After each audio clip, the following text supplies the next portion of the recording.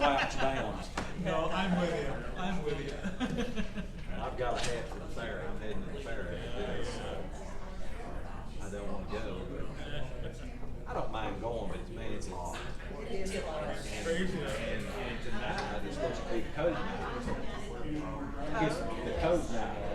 Oh, The it's rest of the getting week, hotter? the rest of the week, it's, I think, it's supposed to rain Wednesday morning. Let's call the operations committee together, please, for Monday, July the 14th, 2025.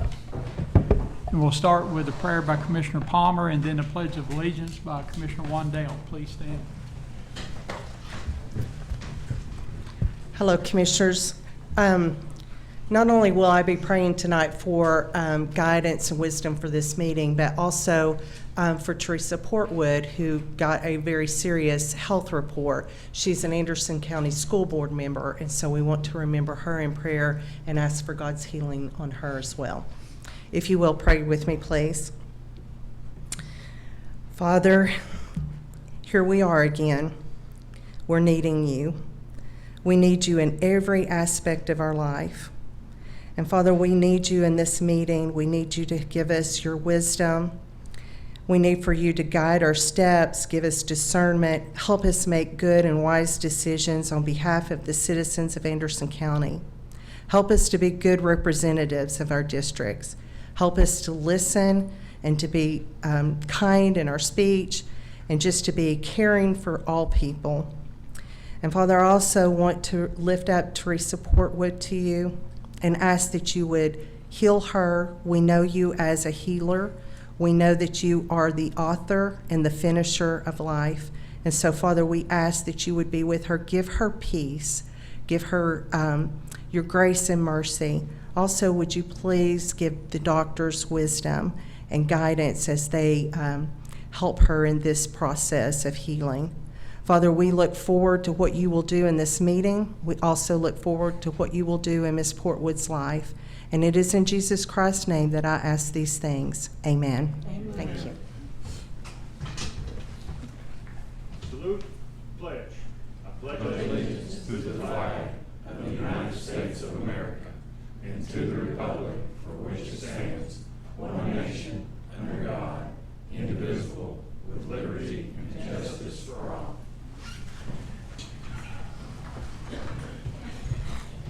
Thank you. Next, we have the approval of the agenda. Motion approved, Mr. Chair. We have a second. I would like to add something under new business. I talked to the road superintendent earlier, and it's about some clearing on Highway 25 and Highway 116, if that's okay. Yes, sir. I'd like to add a couple things too, if I could. Okay. One is discussing, I'll put it this way, sundowning the nominating committee, and the other is the upcoming committee openings. Okay. Everybody okay with that? All in favor say aye. Aye. Any opposed? Motion passes. Next is the appearance of citizens. Does anybody want to come forward and address this committee? Okay. All right, and just let me give you something on the animal shelter updates. The mayor's not going to be able to be here tonight, so she's going to pass it on to full commission, so it'll be taken up then.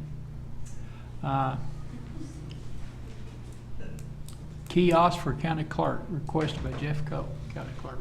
Thank you guys for letting me come just for a few minutes. I know y'all are busy. I kind of wanted to give an update for that. I've already been to commission on the budget side of it as well as full commission. I talked to our vendor last week, and we're probably 4, 5, 6 weeks out still. They have to make those as those are ordered. I am going to put it over on the 4th lane across the street here beside the drive-through. We've got the our lane, Regina's lane, and the parking lane, really the 3rd lane, and then the 4th lane is where the old ATM used to be at.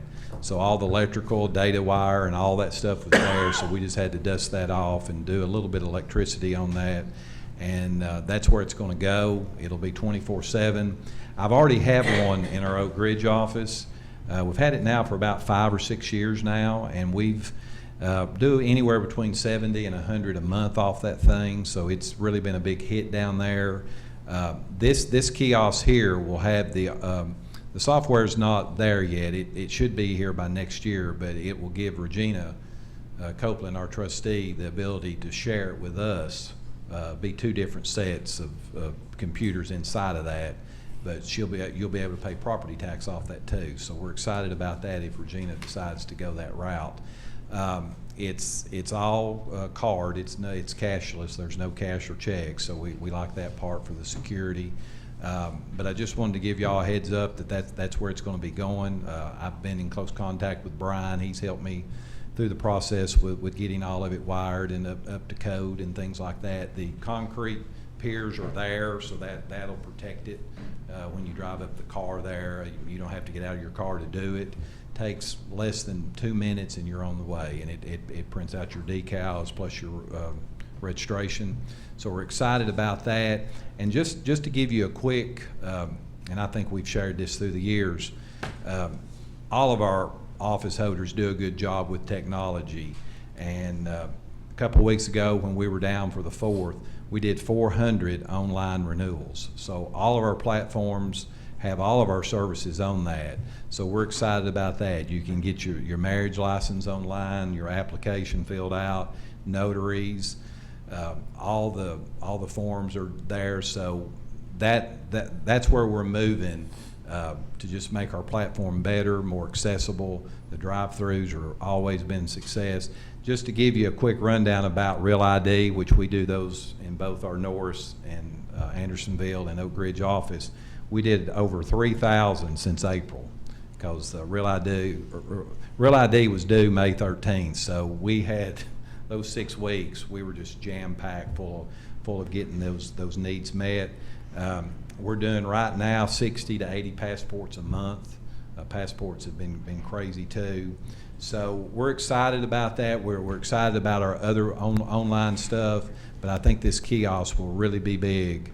After hours and things like that. You can use it during the day, of course, but I think mainly it'll be used on weekends and things like that. So I just wanted to give you an update on that, and I'll keep everybody up to date on that others.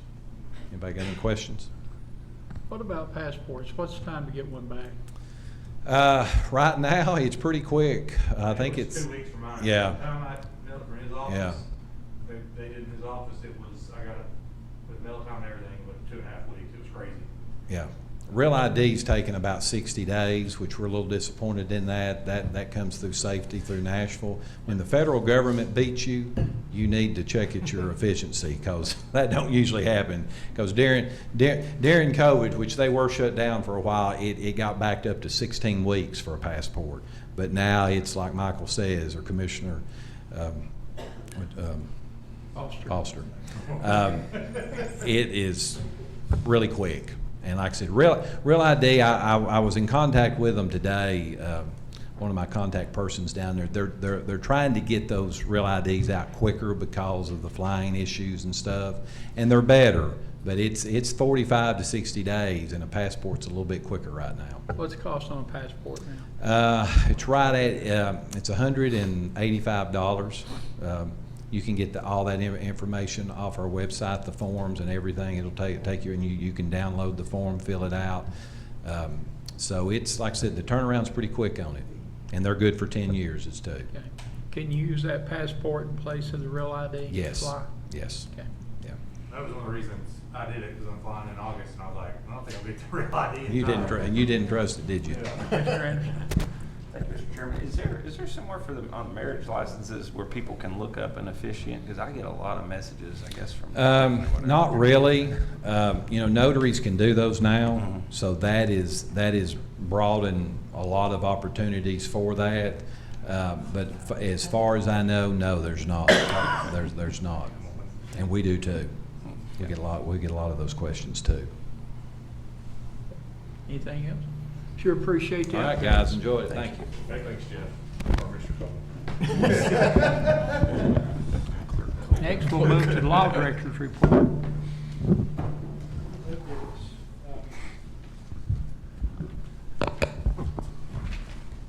Been busy this past month. we've gone through, of course, Nicole is now officially retired or gone, and Cassandra is here with us now, and we're trying to get up and running. You've got a list of all the contracts, zoning violation, net gain of 0. We closed 6, we opened 6.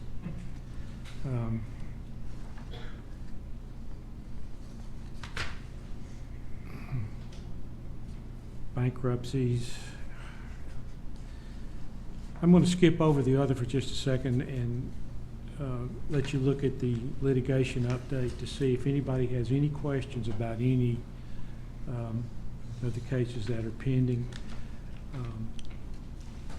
If not, I'll jump in on the Provision case. We had a hearing last Friday, and the judge ruled in our favor, so we're proceeding with that case. Zayo, I think we sent something out letting everybody know the writ of supersedious or injunction was dismissed. So most of the rest of the cases are going to be insurance handled. Stepping back to the other, you have a couple of resolutions in your packet. One that has to do with mineral severance tax, one that has to do with the update to the building code, updating it from 2018 to 2024.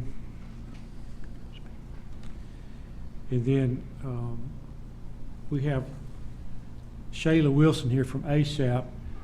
She was in to see me and asked me to gather up some information, and I have in your packet what I think is a current resolution, but she wants to address the Operations Committee about making some adjustments to the litigation tax. Before she gets started, let's go ahead and take up these 2 resolutions. Okay. Levying the mineral severance tax. Commissioner Wandell, you want to speak on that? Yes, I was provided some information, but I can't locate it on my iPad. I'm not very good at that much anymore, it seems like. But the mineral severance tax has not been raised in well over 25 plus years, I think, in Anderson County. It ranges on the amount of money. I was trying to pull it up. Robbie sent me, let me look under attachments, maybe I can find it. But Robbie sent me a list of the last, I want to say 10 or 15 years. The funds that will come in from the mineral severance tax, and the mineral severance tax is for, you know, your rock, your gravel, your coal, things of that nature. And then those funds are paid to the state, and then 15 cents of every ton comes back to the county. That was the last time it was raised. I think this mineral severance tax was originally put in place back in the late 70s or early 80s. I think it was the late 70s. It hasn't really increased at all since that time. And many years ago, as you point out, when we was down to just a little bit of money in our undesignated fund balance, the one fund that kept increasing was the mineral severance tax fund. So I'm happy to see that our state legislators and Senate has recognized that that is an area that we can tap into those funds. So this motion will be to increase that from 15 cents a ton to 20 cents a ton. There are mechanisms in place down the road in years to come to increase it if we wish. But I think moving it to 20 cents is fair. Again, that will be paid by the quarries to the state, and then those monies come back to the county, and those funds are put into the highway fund, which means we'll buy more pavement and things of that nature. So I think it's a win-win all the way around. Okay. All right, you making a motion? I make a motion that we approve the resolution that the law director put together to increase the mineral severance tax in Anderson County to 20 cents a ton. Okay. Do I have a second? I'll second. I've got a motion. Question. Go ahead, Commissioner. Okay, we've got a motion and a second. Go ahead. Is there a difference in the coal severance tax and the mineral severance tax? I think the severance tax they're talking about here is not coal, it's not oil, it's not gas. This is rock and things of that nature. The oil and gas and coal, I don't think, at least the coal, I don't know it's generating that much, but no, it's not covered by this particular resolution, or this enactment. That's what I thought, but you said coal, but. No, you're That's- correct. And you're correct, Commissioner McCamey. It says, all sand, gravel, sandstone, chert, and limestone, severed from the ground within the county. Okay. So nothing on the coal there. Sorry about that. But does the coal severance tax cover gas and oil? Or is that a separate?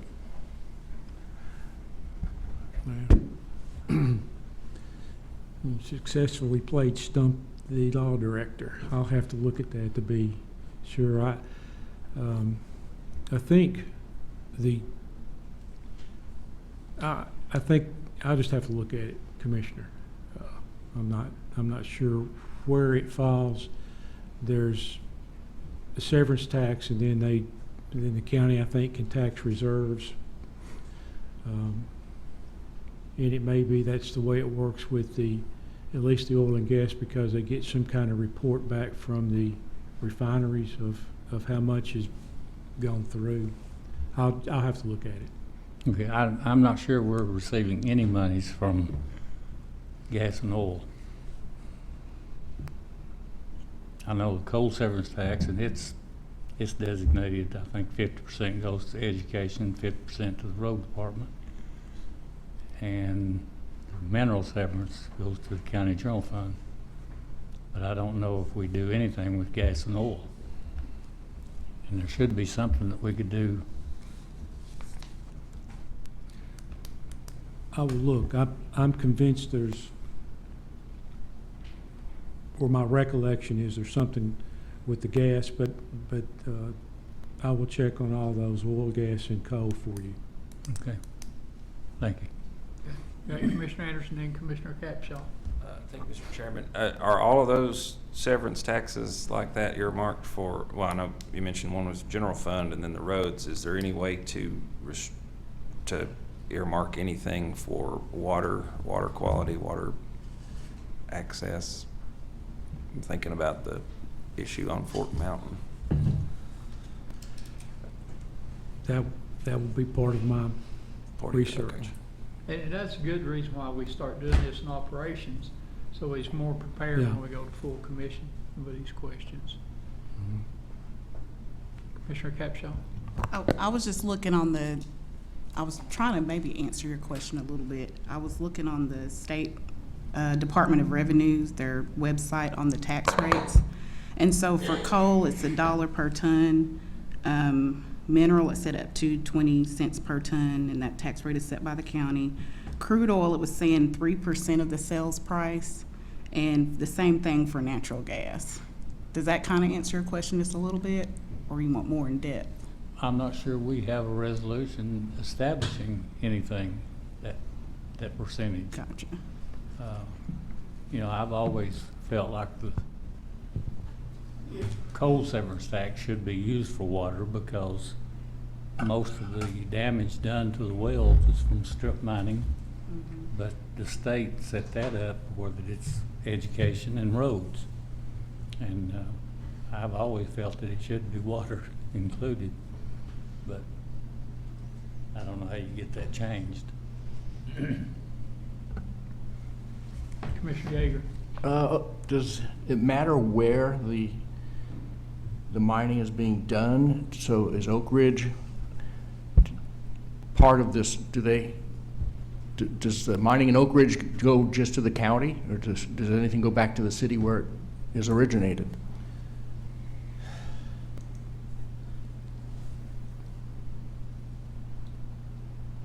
It says in the statute, it goes to the state and back to the county. Okay. That's, they collect, and the state collects it and sends it back to us. Okay. And that's probably going to be a significant source of increased revenue, because our quarries do a lot of business. Yeah, You know, yeah. Raccoon Valley and Oak Ridge. So, Mr. Chairman, I got those numbers now if you want. 24 and 25, we were at, just back up here. 24-25, the realized was $107,511.89. Year previous, 23-24, $143,968.37. 149,000, 145,000, 127, 139, 122. The lowest amount looks to be 93,000, all the way back to 2006, 2007. Okay. And I think probably one thing that this committee could do is we could do a resolution and send to the state to try to take some of that coal severance tax and ask for it to be used for water improvements, because like Commissioner McCamey said, that's the reason why we got such a bad issue over in the New River area now, because of the strip mining. So, and I've said it before, and I think most people here agree, all that money came from there and it wasn't put back into that area. Right. That's true. Yeah, Mr. Chairman, after we vote on this motion, I'll be happy to make that motion. okay, all right. Any other discussion on the first motion? All in favor say aye. Aye. Any opposed? Motion passes unanimous. Commissioner Wandell. Mr. Chairman, I'd like to make a motion that we have the law director develop a resolution to address the coal severance, oil, and natural gas taxes in Anderson County, and for those funds to be earmarked for clean water. I so move. We got a second by Commissioner Capshaw. Any discussion on the motion? Is that only for water, or is it adding water to what? That's else? I'm open to however you guys think we should say it. Yeah, I just worry about us like putting just for water if there's other stuff that we're already sending money to, then we go, well, now we're pulling money out of that to just for water. So maybe additional or adding to it, but. Maybe I could just say with the intent to be used for clean water and other items or other projects. You could probably break it down in percentages, because there's not a lot of coal mining going on now in Anderson County. Of course, that's subject to change because Claiborne County's opened up a new mine. Got those natural gas still up there. Yeah, they're still pumping. Yeah. Of course, you've got the figures for that. But, let's put the money back where it came from. Okay. Any other discussion on the motion? And we're just adding water. We're not taking away from education or road, but just adding water. Yeah, percentages. Then we- That's what I was just clear. That's Yeah. what I wanted to clarify. That's good. I'm good with that. yeah. Okay. All in favor say aye. Aye. Any opposed? Motion passes unanimous. Okay, next is a resolution replacing the 2018 edition of the International Building Code. Marjorie, would you like to speak on that, please? Are there, what the changes are? There's really not much changes. The main one is being that we are now using, putting in the property maintenance for overgrown yards. We are saying that it's strictly for, subdivisions, rural or real dense residential areas. So basically it's 30 inches, which is not high, but it's a good size for weeds and overgrown yards. So when they call in for a complaint, they'll say, well, the yard's overgrown. Well, right now we don't have an overgrown yard. Right. So we say, we can't include that. But now, if we adopt this, it will be included in that. Like I said, it's 30 inches. And it says in there, if I'm not mistaken, that it's, like I said, for PUD areas, subdivisions, things like that. If you've got they've got a bunch of empty lots, we're gonna go out there and say, hey, these yards are too high, you need more. That's just for empty lots. Like I said, in agriculture areas, we're not gonna say, you need to mow your yard, because it's not, part of the PUDs or the subdivisions. It's basically dependent upon my discretion or the inspector's discretion at that time. Right. And does this come by recommendation from the Planning and Zoning Board, or? Yeah, they've looked at it, Yeah. Okay. so. Okay. I'll make a motion to approve Okay. or make the change. Second. We got a second by Commissioner Anderson. Commissioner McCamey, So if I want to make a complaint, I've got to go out and measure first, see if it's 30 inches? No, we'll do that. Thank you. Let them measure. Yeah, we can do that. Get that ruler out. All right, all in favor say aye. Aye. Any opposed? Motion passes unanimous. Thank you. Okay. All right. ASAP.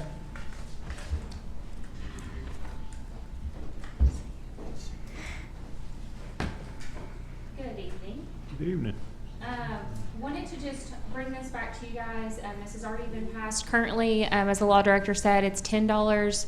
Right now, it's set at $10. The minimum is $5 for criminal court, and then it's at $5 for civil court. This does currently exclude juvenile court. So I've had some extensive conversations with Stephanie Strutner over the last few months of the origination of this, what that looked like back in, I think it was 2016 when this originated. And the big push has been from her office, from the Prevention Alliance of Tennessee, to seek out additional funding through litigation tax for those to be increased. Like our friends up in Scott County right now, it is actually $25 across the board. So we are at the bottom end of that in Anderson County currently. Some very transparent numbers for you all is that we are, since 2023, since I started at ASAP, we have increased our grant funding from 5 state grants, 1 federal grant, and 1 local grant to 7 state grants, 2 federal, and 2 local. That has increased the money that we have brought into Anderson County significantly based on the grants. However, with all of the grant cuts and things that are happening right now at the federal level, we will potentially lose $310,000 or more with those grant cuts. And so we are trying to strategically look at ways that we can stay afloat and stay sustainable with all of the programs and projects that we currently have going at ASAP. As you all have heard from many of our quarterly updates, things are going really well. We have seen a lot of growth in the last couple of years, but we want to keep that momentum strong. We have a lot of stuff starting this year in our school districts, and I personally don't want to see any of that have to get cut or go away. So trying to come up with the additional funding so that we can continue to keep that going. With that, with the litigation tax, what this is used on, and just for full transparency for you all, is salary and benefits is part of what this would be used for, just to hold the line. That's just to keep our current staff that we have in place. That wouldn't be hiring anybody additional, but just keeping our current staff so we can keep capacity. Student programs are alcohol cabinet locks, lock boxes, that safe medication storage, youth prevention campaigns, our Operation Parent handbooks that are coupled with our vaping class. Parents get to take those home. And then different print materials that we're able to use in our coping conversations. So those are just a few items that this will be used for, and open to discussion if you all have any questions. Okay. Commissioner Yeager. How much funding do you receive from Anderson County government now? We currently have the opioid abatement money that we'll be receiving this month at some point. And then currently from litigation tax, it's about $30,000 a year that we get from the current funding. Okay, and that's the only funding from? Yes, Okay. it is. All right. Okay. And that amount varies year by year, just it depends on court cases, Okay. what that's used for. Commissioner Foster. And on the juvenile court, it's only on cases related to, if we do add juvenile court, would be only cases related to like vaping. Yeah, so in the proposal, it's proposing increasing that to its maximum, like Scott County, to 25. And then for juvenile court, actually implementing that only for cases that are tobacco citations. Since we are teaching that vaping class, wanted to increase and have that be in there to help fund and continue that vaping class. That is actually something we've asked parents in our post surveys is, what do they think about the policy from the school district side? Do they have any questions? And one of the questions we have gotten is, well, how are I'm having to pay court fees, where are those going? And so I would like to be able to say, well, part of it actually comes here to do what we're doing and sitting in front of you. And so that's been a really successful class. We've seen some really great numbers from that, and so just want to be able to continue it. I want to say kudos to Police Chief Campbell and the Clinton City, because they've really stepped up on vaping enforcement, doing They a great absolutely have. job. yeah, they've done a great job. We've partnered with them on that and tried to help them out in any way that we can. And that's been really great conversations since he took over, and the conversations we've been able to have with him about the density in Clinton and also just the severity of what that's been, and what we've heard on our end from students on being able to get it from different shops in the community. I've got really good positive feedback from several families where they're really cracking down on it, where it's not so easy for the minors to go in and buy it. Absolutely. Yeah, they're doing a great job. Anything else for her? All right, thank you. All righty, thank you. Still yet under the Law Director's report, I'd ask the Law Director to give us something on cemeteries. Okay. This is in the case of private cemeteries or on private property, family cemeteries, so to speak, or would fall within that class. I think the question is, what right of access do family members or others have? And it's an absolute right to access the burial site. That was settled over 100 years ago. The question, I think, may be, what can the landowner whose property is subject to the cemetery, are they able to put a gate up to control who comes onto the land? And I guess you would need to look at what, how big a cemetery is. Is it one family? Is it multiple families? Is it a church's cemetery? People are going to be coming out there at random times. I think that really cuts against the ability to put a gate up. Plus, as I understood what Commissioner Isbell and what Commissioner Val related to me, the landowner or their tenant was proposing to come and unlock the gate if they received a call. Well, that's you may not be able to get a hold of the person, and you might have to wait. So I would think it would not be practical for a gate to obstruct the access. Maybe if there was a lock or multiple locks, and the cemetery, whoever the, I guess, head person is for the cemetery had a key, then they could access just whenever they wanted. And that might be a workable solution, but there's an absolute right of access, and to deny it is just not supported by the case law. Well, I think in what we're talking about, some of this, Mr. Burge, would you care to come up and help with this a little bit? Is there several families involved, that's there? Is it several cemeteries or? Yes, I think there's more than one. And some of it may be TWRA property or? Yeah, there's. Just go ahead and state your name, Jimmy. Okay, Jimmy Burge, 246 Braden Flat Lane, Briceville. There are 3 cemeteries, one of which is on Windrock property, and the other 2 is on TWRA. The only access is through the Windrock property, and these cemeteries, some of the graves are over 100 years old, and there's never been a gate. There was coal mining back in the 70s and 80s, and they actually set the gate above the cemeteries. But a lot of people visit these. They've always had free reign, and this is our heritage. This is our people, our nature, and to me and to the people that live there and the people that have people buried there, it's Arlington National Cemetery to us.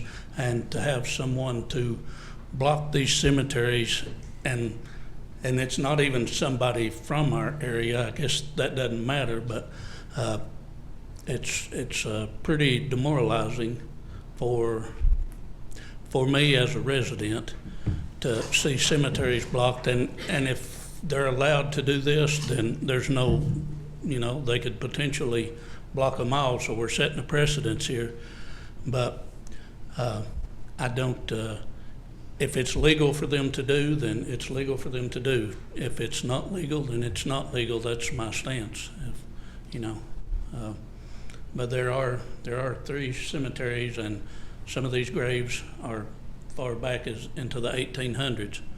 And I've been to all 3. Me and my daughter, in some of our writings and stuff, we go to cemeteries and we look for older people. We look for people that were in the Civil War and all these things. And you know, nobody's going to go ask for a key to get in somewhere and wait a week or 2 weeks or 2 days. Or I mean, it's just it's not reasonable in my opinion. And I have had several people call me and asking me what to do, and that's how I got involved in this. I wasn't even aware that the gate was up, but apparently some land was leased to a deer hunter from another county, and they put the gate up, and so that's kind of how the ball got rolling on all this. So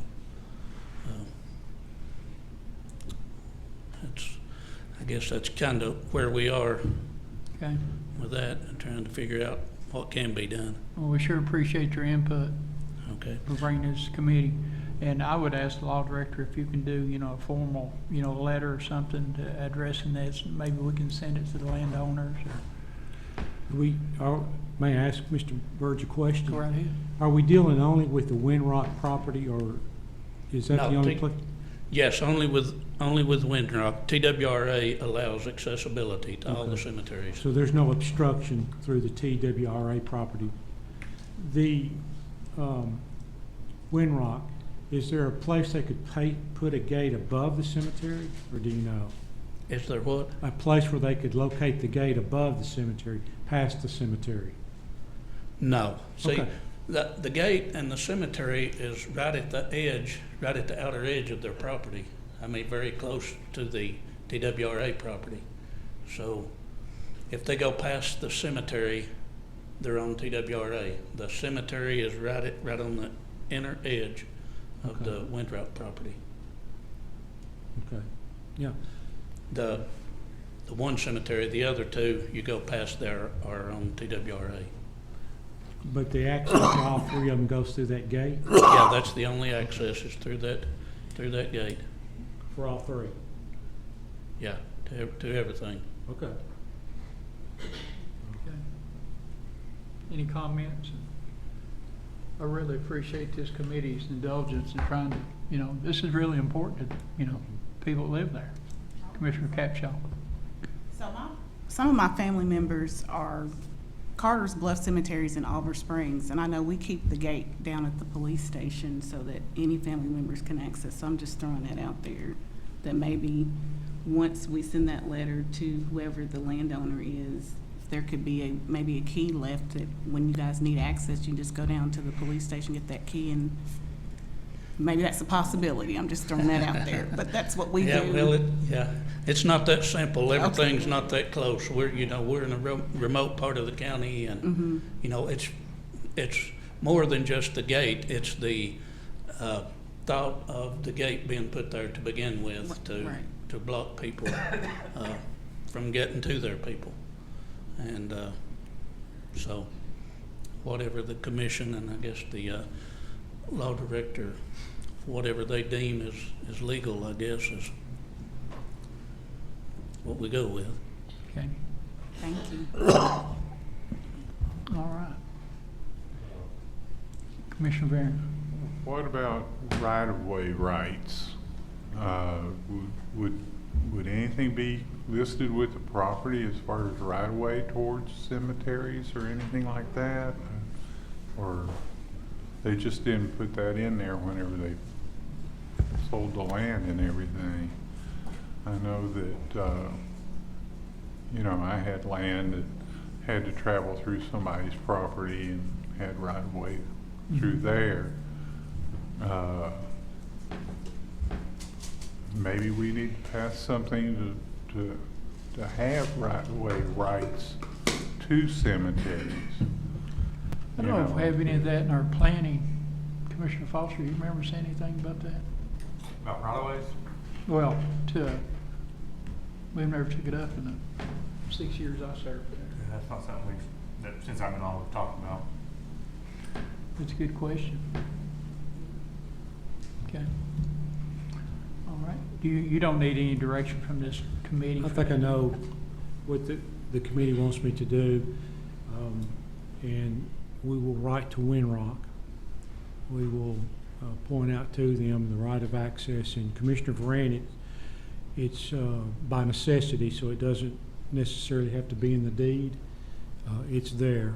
The person that takes ownership of the land takes ownership subject to the location of the cemetery and the access. And Mr. Bird, you said that for over 100 years it was gate-free?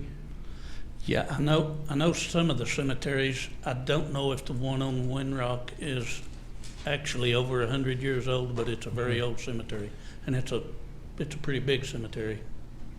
Well, I will develop some arguments to put into the correspondence that cut against the ability to keep the gate up. Okay. And we'll just see where we're at when they receive it. All right. Thank you. Thank you, Mr. Burge. Thank y'all. Anything else for law director's report? Have you got No. anything else? Mr. Chairman, if I just said, since the mayor's not here, I had some people that asked me to ask, so the law director might be the next best place to ask it, but for individuals that have, I guess, been banned, I don't know if that's the right word, from the animal shelter, do we have anything in writing as far as what the process would be for them to reapply to go back to the shelter, or if they're banned for life or it's for a year? I know the Conservation Board has had to trespass people before, and it's usually for a certain amount of time, and then they're able to come back. But I've had some people that, I guess it's been a few years, so they're wondering if they're able to volunteer again or not. If the question is whether or not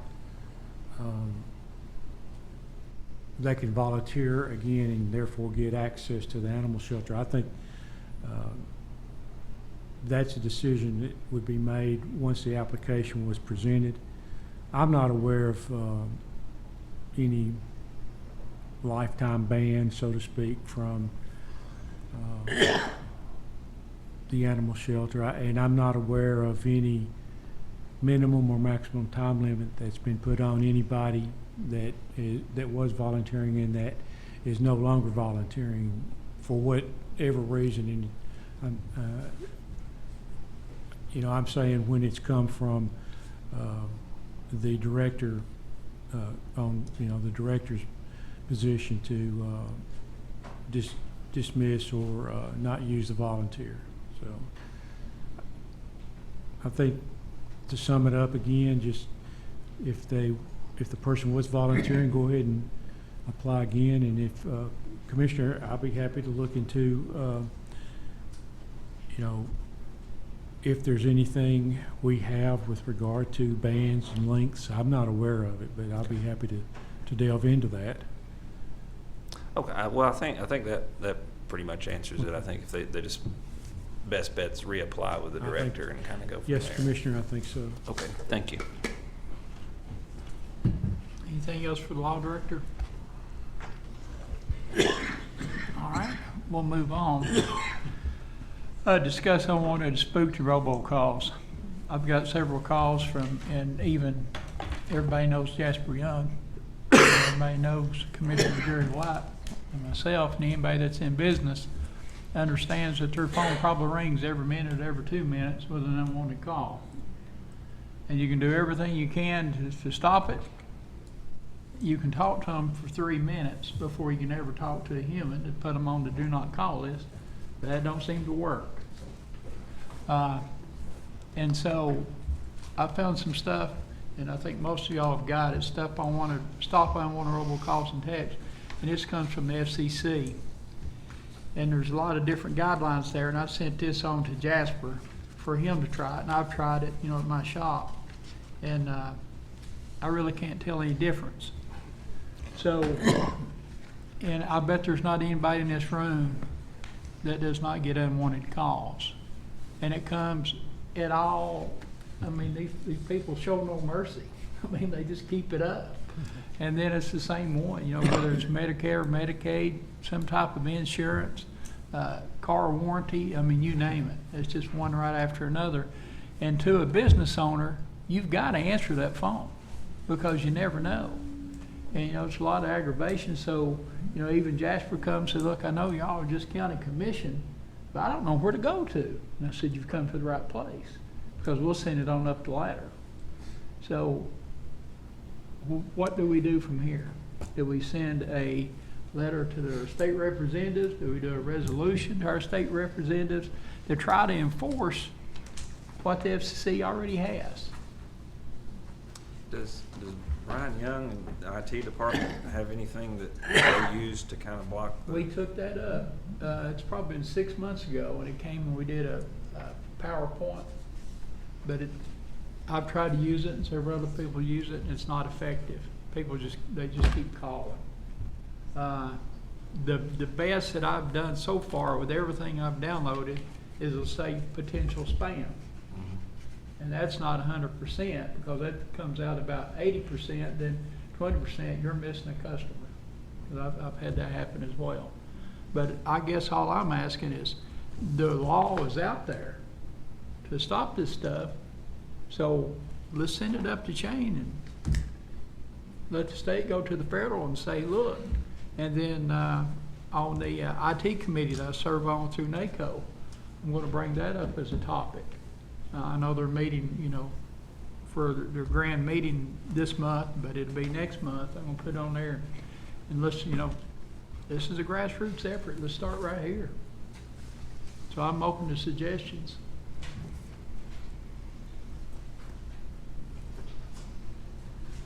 I think if we're gonna send something, a letter would be, since it's already law, and just send it to our legislator. I don't think a resolution is really the answer. I think a letter of, hey, these are issues we're dealing with, and we'd like you guys to move it on up to the enforcement. The law director could draft something for us.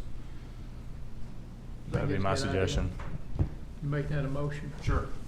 Second. We'll have a second. Any discussion? Any input on what the law director should say? All right. All in favor say aye. Aye. Any opposed? Motion passes. Jasper Young, I know you're watching, so we're moving on it, brother. We're moving past animal shelter updates. Mineral service tax discussion we've actually already had. You want to add anything else to that? No, if you don't mind, I'd like to just read off the animal shelter updates. I know the mayor's not here, but I go right want to ahead. just read them off because let people know that it's on the agenda. Animal shelter updates, operational audit, new entrance and parking at current shelter, website, Facebook, phone communications update, animal tracking software update, and then a new one that's been added is the USDA loan review and approval to move forward with a new animal shelter. Only thing I'll say, Mr. Chairman, I would like to see us somehow explore the idea of teaming up with the city of Oak Ridge. They're getting ready to put $5 million into a new animal shelter in the city of Oak Ridge. Obviously, we have almost $6 million we're earmarking to do one here. Seems like it would make sense for us just to team up like we used to do in the old days and let the city of Oak Ridge kind of maintain the shelter and then let our group here in the county do what they do best, which is, handle the tracking and picking up of the animals. So I don't know how we get down to that point. Maybe that might be something we discuss when we have our workshop over there on other issues. But that's just something I'd like for us to think about.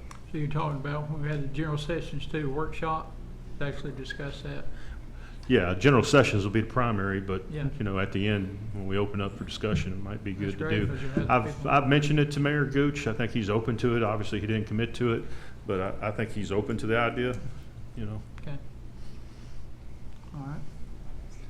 You want to make that a motion, add that to the agenda for the general sessions too? I don't know if I want to, we're going to have a lot of people there, and I don't want to Yeah.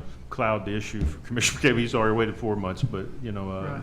it might be something we can talk about at the end to make another meeting and get the right personnel there. 'Cause we're not going to need the city clerk and all this stuff there for that meeting. We're just going to need the mayor and our mayor and maybe a few others. Really, it probably would make sense. I don't know how they do in Roane County with Mayor Cresswell, but you know, it might make sense to have a three-pronged approach there to do that. I don't know. We'll just have to check it out. All right. I'll make a motion after we get done with the other one. Meeting, that is. I'll wait to the next operations. Okay. And we'll see what the mayor has to say at the county commission meeting with these items here. Okay. But I appreciate you letting me just mention it so the folks at home know that we're still looking to move forward on these issues. Right, absolutely. Okay, then the mineral service tax, did you want to speak any more about it? No, I think we're already we made that other motion too, didn't we? did, Yep. yeah, okay. Thank you. And then the Brownsville New River Water update, state grants and federal updates, request by Commissioner Wandell. I talked to Commissioner Beauchamp, and she indicated that you might have some information on the federal side. I have not received any. Okay, did you have, what is the grant on the federal side? Do you know? She said you had the contact for that. Yeah, she sent me all that, and I'll have to get that together, and because they've changed some things. Right. I'll get that together and send that out to everybody in the committee. I wonder if we last I heard, we were pursuing the WIN grant with the WIN state. grant, that's correct. And Law Director, have you heard anything else about that? I mean, do you know if a letter got sent or? Yes. Did we do a resolution? I think we did a resolution to the state. We also did one to the federal government too. I'm pretty positive. Congressman Fleischman. Yeah, Floshman, we did Lieutenant Governor, we did everybody. But I think the mayor was going to have our grants fellow. He was applying for that WIN grant, so maybe that's something we'll ask for an update at the. And I think part of that is we don't know what's going to be cut in some of these federal grants, if that's part of it, if it's a percentage of it. So I think that's what we're trying to find out now. Is it still going to be a feasible ongoing grant, or if it's been cut? So. But everybody I've talked to don't know yet.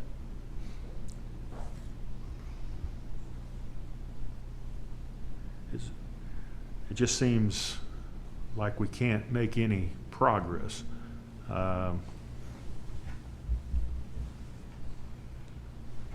If we know the number's 3 or 4 million, according to the Water Authority, what do we do to get 3 or 4 million to get it installed? And I know the argument is, well, there's not enough people there, and you know, I don't buy that argument. I feel like if you got a person there, it's enough. 4 or 40. Yeah. 4 or So, 400. but you know, it will develop once water is put up there, I think, and so. That area has greatly developed over the last 5 years, and it's all tourism. There's actually jobs there now.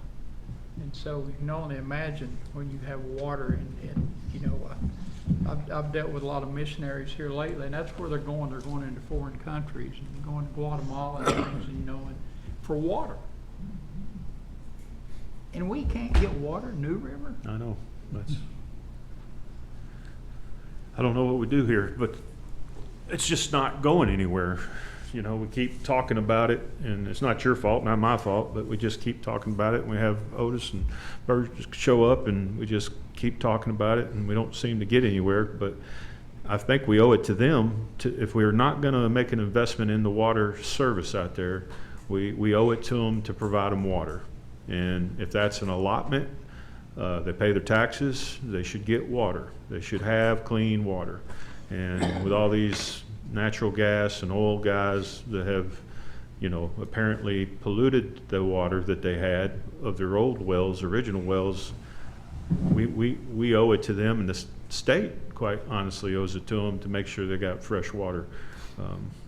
So I don't know how we pursue it, but You know, we probably next month, we want to invite our state representatives, both of them. And, are they out of session? Will they be able to do that? well, yeah, they can make phone calls. Okay. Yeah, they're out of session. And, I'll make the motion to have the state representatives from that area come to the next operations meeting to discuss water in the Briceville New River area. I'm sure they'll come, you know, on their own without a motion, because they're both dedicated. Yep, okay. They really are. So, Commissioner McCain. Mr. Chairman, 40 years ago, when I came on this county commission, there were several areas where I live, we didn't have utility water. This commission formed its own utility board. If you notice the plant down on 61 going into Oak Ridge, that was the Anderson County Utility Board that built that plant there. And that was to get water. And that was my goal, to see that everybody in Anderson County had water. And this New River section is the only one that has went without for 40 years. And like I said before, the coal severance tax, it used to be a ton of money that came into this county. And it was all spent on roads and education. And that's what caused the problems over there now, was the coal industry. And I'm like Commissioner Wandell, I think we owe it to them to get water there one way or another. Absolutely, and that's why I think bringing our state representatives in, because the state is the one that has really made money off the deal. Okay, maybe it's old money, but it's money it's due back to the community, the way I see it. Well, those coal mines operated for years over there, and then when the mines closed down, they started to strip pits. So, you know, that's what caused all the problems. Yeah, and it's liable to come back. What did, Mr. Chairman, if you don't mind, Robert, what happened when you formed the Anderson County Utility Board? What was that process? It's been a few years, like I said, Right. 40 years, but I know we started the Anderson County Utility Board, and then we eventually took over the one over in South Clinton, First Utility District, and Andersonville. That was all part of the Anderson County Utility District, and the only one that we could never take over was North Anderson County, and they wound up being the Water Authority, and this commission approved them being the Water Authority, and then they took over everything from the county. One of the county commissioners that had her name above that has been removed, and we voted to name it after a county commissioner that was on that utility board and helped start it. And now that name's been removed, and I don't know it, but What would be the process for us to start looking at forming a little water authority up there? that's what I said a few months back is, we could drill a well up there and we could have our own little utility district. I know North Anderson County says they'd have to send somebody over there every day to check this and check that, and it would just be too expensive. And they basically said, we're not going to do anything, so. And they have that authority. All we do now is approve a board member once every 4 or 5 years. So, but we could do that. It's a possibility. Well, let's see what the state fellows have to say. Sounds good to me. Any other discussion? Okay, we didn't get any ACWA minutes this month. Annette was in touch with them about that. Strategic planning update. No updates. Okay. All right, any unfinished business? Mr. Chairman, back to the strategic planning update. Yeah. Commissioner Palmer had mentioned in the finance meeting we had the idea of pursuing at the next strategic meeting the use of the rollover funds that come in at the end of the year, and to potentially, as one item, because I know there's many in the county we need to address, but one item we could address is fire safety and using funds to earmark to service the fire safety throughout the county, whether it be volunteer fire departments, a fire marshal, if that's the route the county goes. But I know Commissioner Palmer brought that up in the meeting at the end, and if that's something that the strategic committee gets to, I hope that's something that can be discussed. Okay. All right. Okay, on new business, in our highway committee, the road superintendent spoke to me about, and this is road superintendent, is getting TDOT to cut back the trees and stuff that's on 25W that's growing over. Tractor trailers running into them. We got the same issue on Highway 116. I spoke with the mayor about reaching out, but when it gets so bad that that the road superintendent is not getting, you know, enough cooperation, and I know they probably, you know, they're understaffed, don't have employees or something like that, but you know, this is getting very serious. If you go up 25W, you see the trees that's growing over. And what happens is, you know, when a tractor trailer hits one and knocks a branch in the road, next car comes over, runs over, it has a wreck. You know, that's the type of things to happen. So I told them that we'd bring it up tonight, and that's something else that we'll speak to our state representatives about, because they're the one that control the purse strings to TDOT. So that'll be something there too. Any discussion on that? Yeah, I'll ask a question. Is that something we could add to when the state reps come? Yep. Oh, we just add that to the Right, questions. absolutely. Yeah. Okay. All right, next is Commissioner Yeager. Yeah, I got a couple things here. The nominating committee has appeared to me to be an unnecessary step in the placement of committees. I agree. Thank you. You know, we're all grown-ups here. We all know each other. I think we can just present people who want to serve on a certain board and vote. Yeah. I don't think we need that additional step that, you know, 5 people tell the other 11 people who's the best candidate. I think we can judge that ourselves. And I think the nominating committee is really, I don't know if it was ever a committee that was well thought of, but I've always thought it was kind of a waste of time, because anyone who gets nominated in the commission meeting, we can still have new people self-nominate, and it just is. It just seems like a step that does not serve any purpose anymore, if it ever did. But I don't think it does any good for us, and I would like to see us sunset it, actually, personally. And like I say, we all know each other. We served each other for 4 years. I don't think that extra step is a necessary. And it comes full commission anyway. Absolutely. Yeah.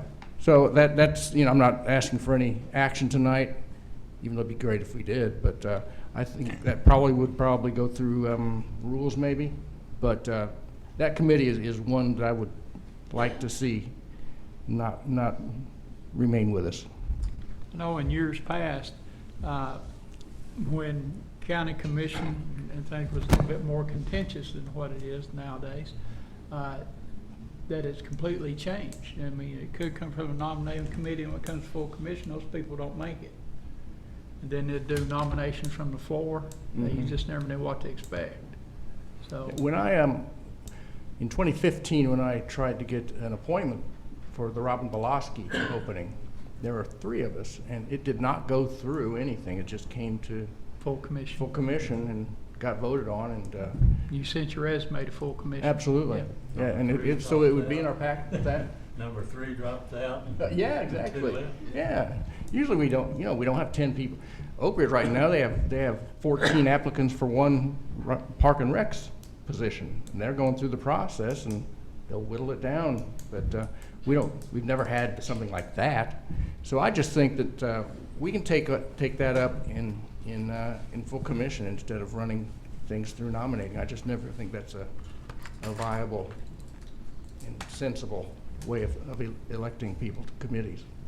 So that's if anyone wants to jump in, I'll make a motion that we abolish the nominating committee. Well, then I will second that. recommend the full commission to abolish the nominating committee, have all candidates come before the full commission. Okay. Commissioner The Fox? only thing I'm A-okay with this, but our rules will need to be changed because the rules do state about some nominating committees and that, which I think Rules Committee can take that up, but clear that up at the next meeting. But I'm fine with passing this on. I just want to know that will be a step we have to take to clean up the rules, eliminating that. But I am totally in support of this motion. We could actually do that Monday too, because you got all 16. Yeah, we can clear that up. I mean, it's just, it is in our rules. You're right, I agree. Yeah, I think definitely the rules will have to be cleaned up. I don't think it's a statutory committee at all. I think it's something we did years ago. I'm in favor of getting rid of it as well. Yeah. Any other discussion? Yeah, let me jump in one thing. Our friend Commissioner Palmer has looked for the resolution that created this committee, and she can't find it anywhere. So we don't even know what it says for real. Well, it does, I know it's one of the outside operations and budget. There's gotta be one person from every district, so that kind of complicates. Well, see, scheduling that's a the little bit, issue. too. He uses number 5 and I uses the number 5, but there's 8 members on that committee. Yeah. But Yeah. typically there's 5 that show There's only up. 5 that show up, yeah. Yeah, so then you got 5 making the decision for 16, Mm-hmm. so, yeah. Same way on budget. You've been saying that for years. Okay. Any other discussion? All in favor, and this is going to full commission Monday night? Okay, all in favor say aye. Aye. Any opposed? Commissioner Palmer, did you want to speak? No, I support this endeavor wholeheartedly. I think it's a step that needs to be eliminated. All right. Motion passes unanimous. Okay, one last. Committee openings. We have committees coming up in September, I suppose, September 1st. My first few years on commission, I tried to get on finance, and every year I was told there are no openings. And I take exception to that because every committee that I know of has a one, other than, you know, things like outside, like library and things like that, have 1-year terms. So every year there are openings. You just have to reapply and get voted on. So it's just a way that other people who may only get to serve one time gets to serve on a committee that they want to be on. So I think that every committee has openings every year.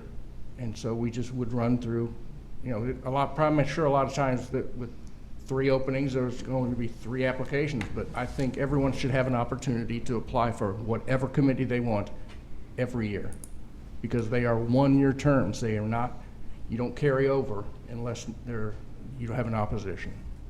So I think that, I mean, it's in our rules, it says on the committee, you know, 1-year terms, but I don't think you should be stopped from applying just because other people are not coming off that committee. Just a personal opinion. It doesn't need a vote or anything like that.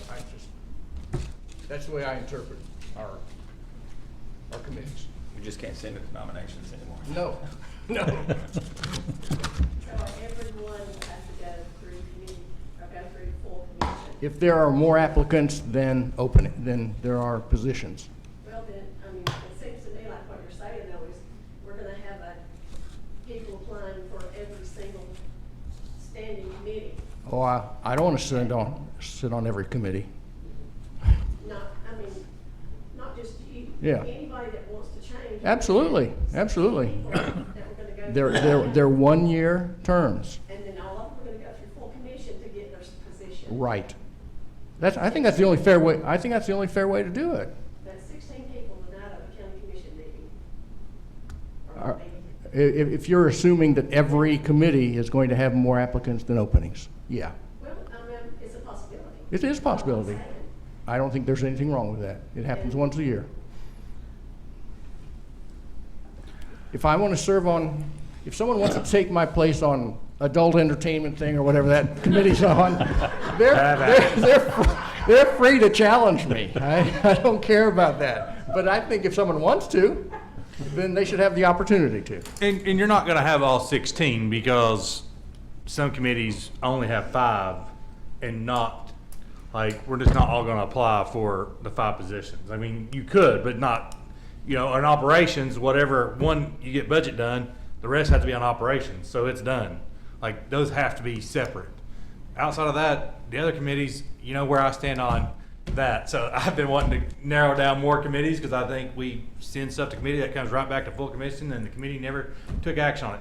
And I will use one tonight. I know intergovernmental, we met, no action was taken, but they're calling a workshop that's coming back to full commission. But we'd asked to go to that committee. Did it really need to go to that committee, or could we have just called the workshop? I think Commissioner Kane would say we should have just called the workshop, but I'm not talking about you as the chair. It was just that committee, perfect example of that. Like, there are committees that I still would love for us to look at to consolidate where we have 2. I'm not saying it has to get down to 2, but I do think we should look at consolidating some more of our committees. I know we got rid of one tonight as we go to full commission, but I'm okay with doing some more. Mr. Chairman, I agree, and I don't take exception to Commissioner Foster's comments. I get what he's saying, but the other side of that is, yes, Commissioner McCamey did ask for months at the regular commission meeting for the workshop. Never happened. So to your point, if that's the case, why didn't it happen? Well, I guess it had to go to some committee, so I raised my hand and I forgot a month to put it on there because I just assumed it would get on the agenda, but I had to request it to get on the agenda. It's not Annette's job to say, you know, sit back there and go, okay, they asked for this, I'll put it here, I'll put it here. It's the chairman's job of that committee to let her know, here's the agenda, here's what I'd like to have on it, and you get the ball rolling. So I don't have a problem with that, but I think what it needs to be is, Mr. Chairman, this discussion needs to go to the Rules Committee.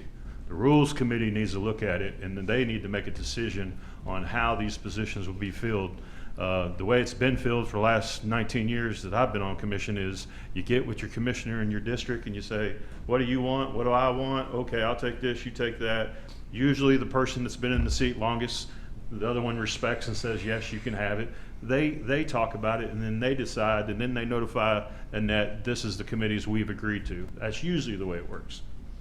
But I think the Rules Committee needs to have some type of rule in there that can clarify. I don't have a problem with the way Commissioner Yeager's describing it. It come to commission, we all say, okay, that's kind of what we do anyway, really. I mean, they all don't have to go through nominating. Maybe they do, I don't know. But I think it needs to go to rules and let the rules. And I'll make a motion to add this to the rule. I know we didn't meet this month because Commissioner Smallridge has had some health stuff, and so, but I think it is something that we've talked about. And I just use your committee as the example tonight. And You're right. And I think it's one of those things that we sit there and go, well, what committee we send? Oh, interlocal government. Well, we could maybe send it to operations, have discussion, then send it back to full commission if we want to make action on it. Because sometimes, hey, it comes up to a vote or up or down, and however it goes, that's just, we kind of kick it, then we kick it back, then we kick it, you know, and that's not just his issue. I mean, there's been issues that of yours that we've kicked back and forth. So sometimes you just got to vote it up or down, one way or the other.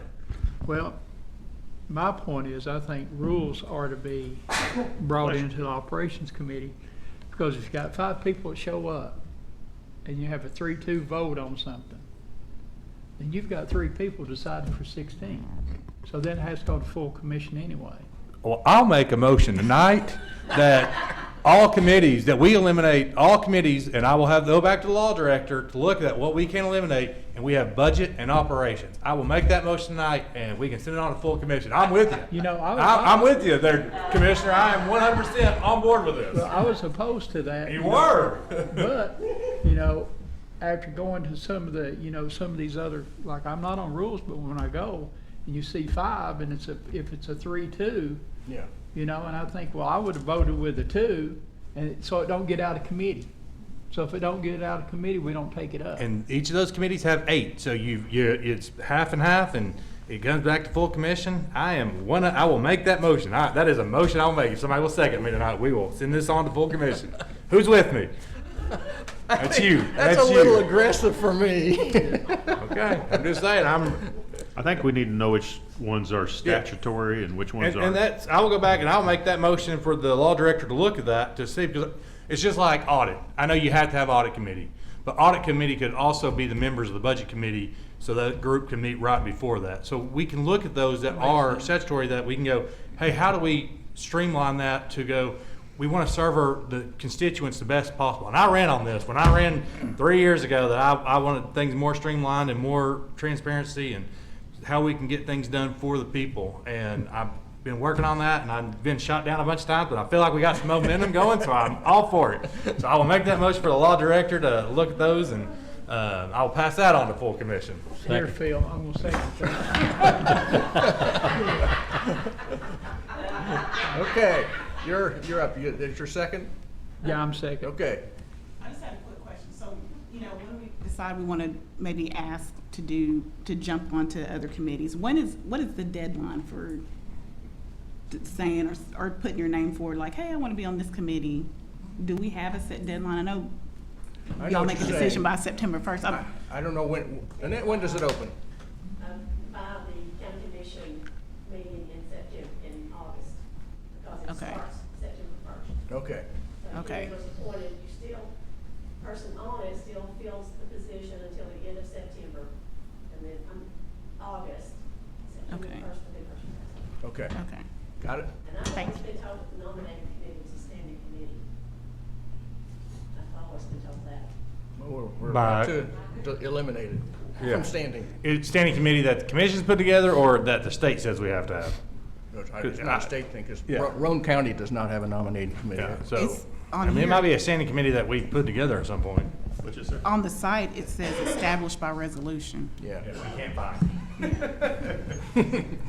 that doesn't mean there's not one there. Correct, but we can, sorry, Chairman. Go ahead.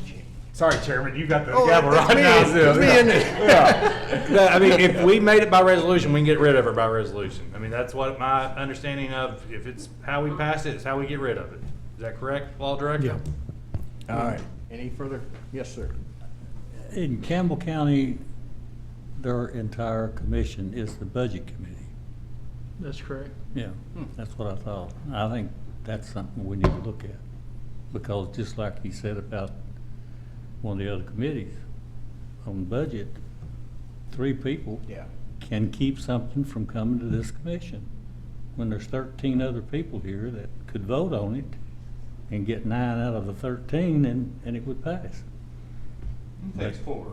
You know, I mean, you're gonna have 5 passes, so 4 could stop. Not if everyone isn't there. No. Everybody's there. Yeah. If you have 5 people there, then Correct. 3-2 vote Correct, would, stop. could kill anything that comes before them. And I've brought that up even to the Rules Committee, and I brought it up at Budget Committee.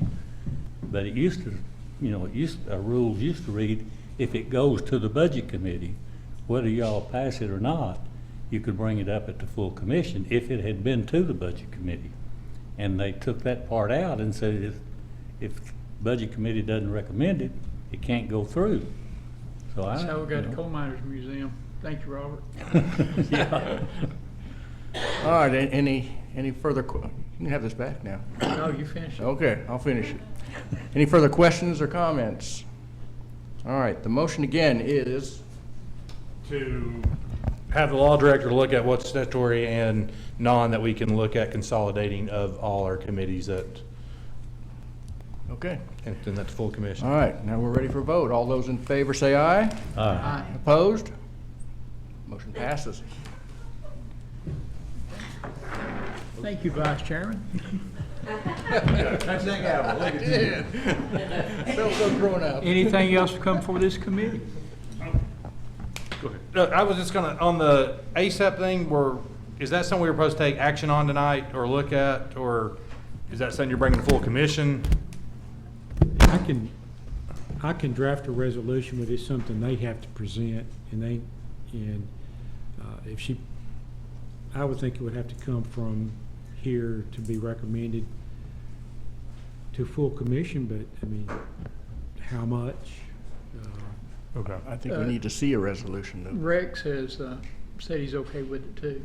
Yeah, I just didn't know if there was an amount that, I know she had to leave to get back to the fair, because she's, helps with the fairs of the fair, and that's tonight. So I just didn't know if there was discussion on how much, or the amount that we were looking at. I think she mentioned 25, because that's what Scott County does. and I'm assuming that's what she would like us to go to. Yeah. But I just didn't know if we want to make that motion or not. I just didn't know how, if you could have a resolution together for Monday, or Go ahead and make it. yeah, or Josh. Well, I just had a question. Rick said he was okay. Did he say if there was an amount he was okay with? Because I know he probably has an idea for what people can. He was okay stand to with the pay. amount that she stated. Okay. So I'll make that motion, and I will include the juvenile piece only on the vaping cases. Okay. Vaping only. Yeah, I think that's what she had stated, that cases related to vaping.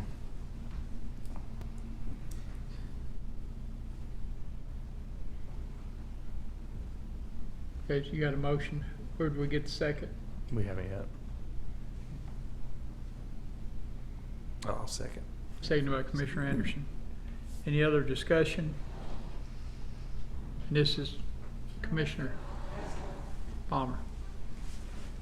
So I'm not opposed to this, but I have a bunch of questions. And I'm not real sure, and we've not seen the resolution yet, correct? No, this is just for him to draft one. To draft one? Yeah. So, I think I would like for us to have more discussion, like who is this going to affect? Because when those taxes on cases go up, you know, the ones that maybe are financially challenged don't necessarily pay those. It's the ones who can afford to pay it. So I would like to know, how much are we supposed to take in for litigation? So how many cases do we have? How much litigation tax should we be bringing in? And how much are we actually collecting? And I'd just like to have a little bit more information like that. And what else could the litigation tax be set aside for? You know, I think ASAP's great, and I hate to even come up and say anything because I think that we should help them, but they are a nonprofit. So you know, there's just some things there that I'd like to have a little bit more discussion or a little bit more understanding, and I'm not sure that me personally can get that before next Monday. I don't know if that would be included in our packet. I'd just like to hear a little bit more information on it. So you know, I don't want to get into deferring or anything like that, but if we could just get some questions answered, or. I know initially when we did this back in 2016, I think, is that, you know, we'd asked for like 35%, and then, you know, but that was going to be too enormous. But Right. it was like $5 a case or something like that.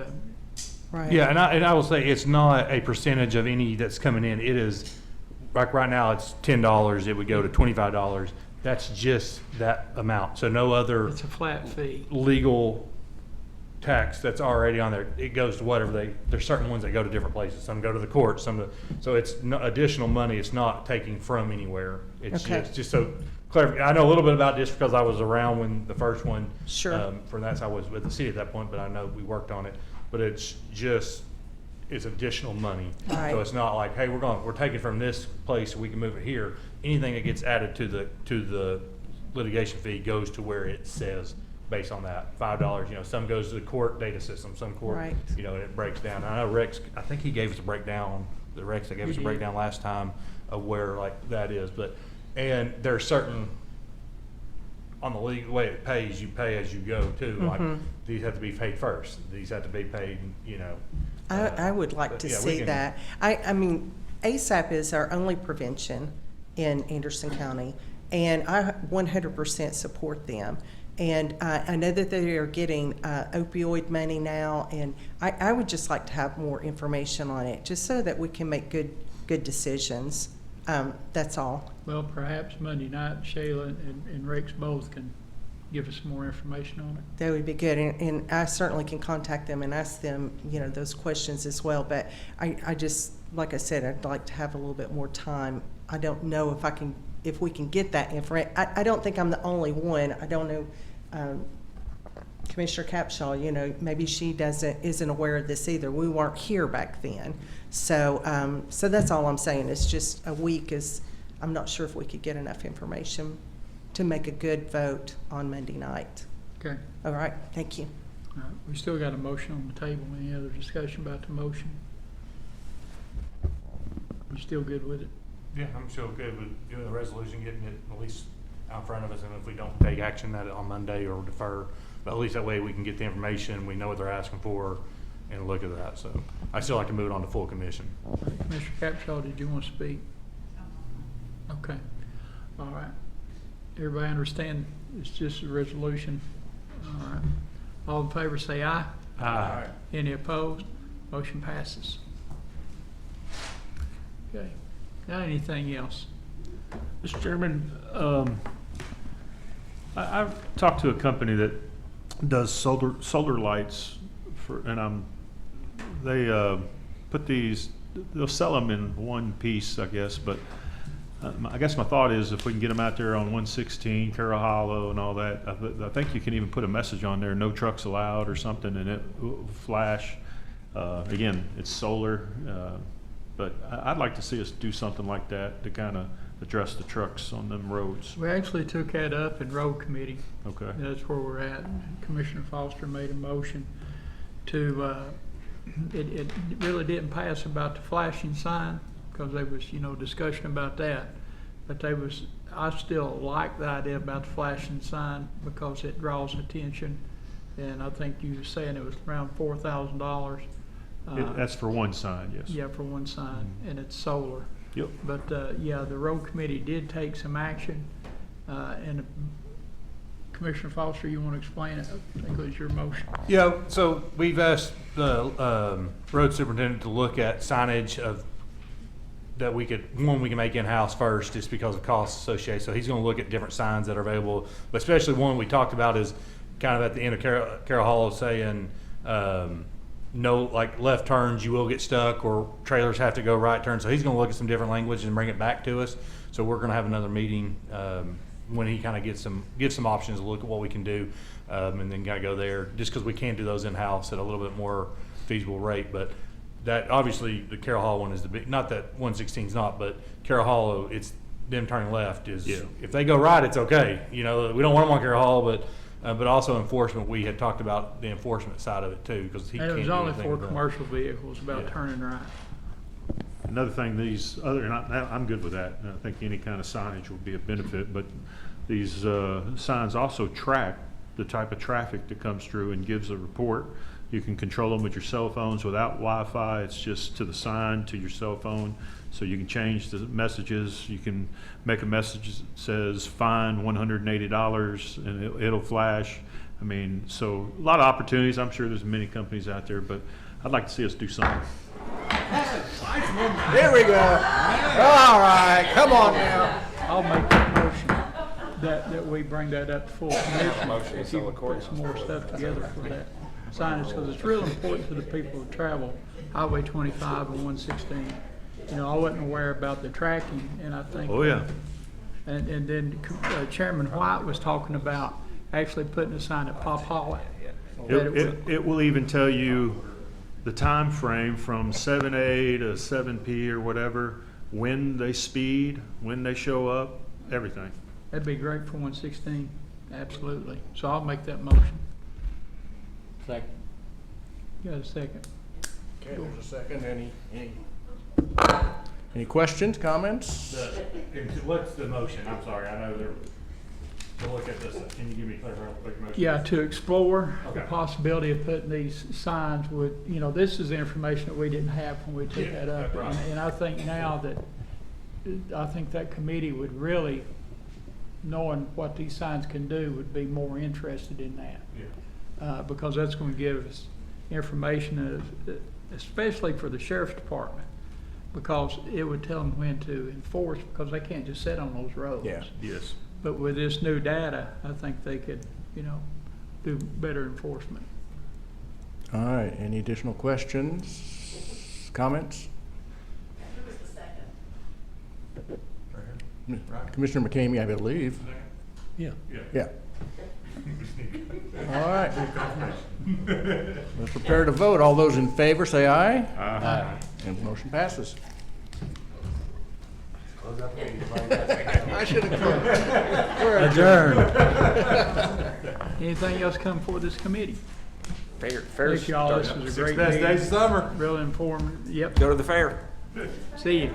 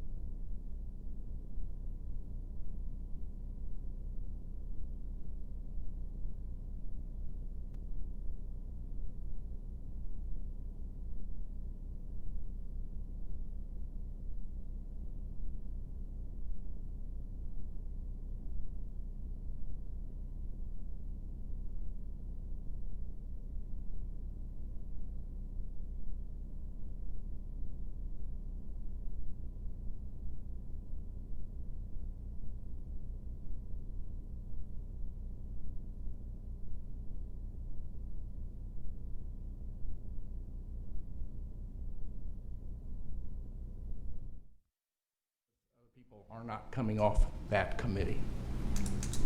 Just a personal opinion. It doesn't need a a vote or anything like that. That's the way I interpret our committees. We just can't send it to nominations anymore. No, no. So everyone has to go through committee, or go through full commission. If there are more applicants than there are positions. Well, then, I mean,